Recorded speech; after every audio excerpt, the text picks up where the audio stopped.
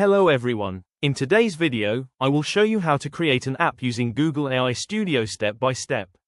First, open Google AI Studio and sign in with your Google account. Now, let's create a new project. Here you can choose the model and define what kind of app you want to build.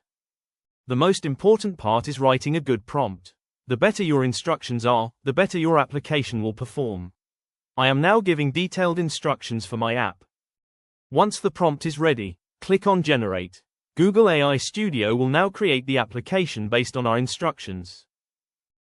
Now the AI is processing our request and generating the application. This usually takes only a few moments depending on the complexity of the project. After thinking, Google AI Studio will give preview of the app. Let me know in the comments what type of app you would like to build.